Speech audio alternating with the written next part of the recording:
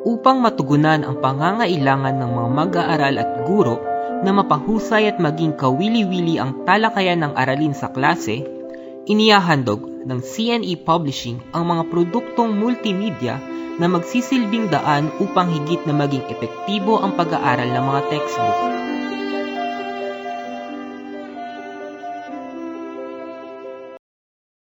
Matutunghayan sa bawat module ang mga tagpong nilapatan ng makukulay na animation. Tiyak na kapananabikan ng mga mag-aaral ang mga tagpong ito. Ang presentasyon ng nobela sa CD ay halaw sa balangkas ng aklat, ngunit ito'y matutunghayan gamit ang mga navigation tool. Sa umpisa ng bawat kabanata, matatagpuan sa gawing itaas ang bilang at pamagat ng kabanata na nagsisilbing patnubay kung saan sisimulan ang panonood. Matatagpuan din sa ibabang bahagi ng pahina ang bilang at pamagat ng kabanata nang sa gayon ay nalalaman ng mga mag-aaral at guro kung anong kabanata ang kanilang pinapanood. Sa talaan ng nilalaman, makikita ang listahan ng mga kabanatang bumubuo sa nobela. Kapag klinik ang isang partikular na kabanata, mapapanood ang mga eksenang nilalaman nito. Makikita sa bawat pahina ang mga screenshot ng mga eksena ng partikular na kabanata. Kapag klinik ang screenshot, otomatikong mapapanood ang presentasyon. Ang mga pangunahing navigation tool gaya ng panimula, talaan ng nilalaman, nauna, kasunod, ulitin, volume, at iba pa ay tampok sa presentasyon ng buong nobela.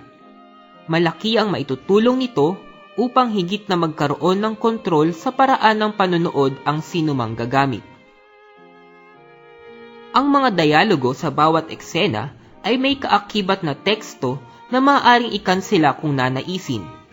Bagamat pinaikli ang ilang mahalagang dialogo at eksena, pinanatili pa rin ang esensya ng teksto.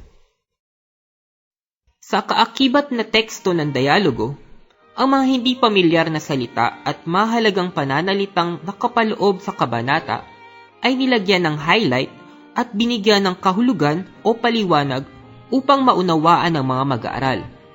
Sa ganitong paraan, mapapayabong din ang kaalaman nila sa wika. Habang pinapanood ang presentasyon, maaring malaman ang pangalan ng mga tauhang nakapaloob sa eksena sa pamamagitan ng pagtapat ng mouse pointer sa partikular na tauhan.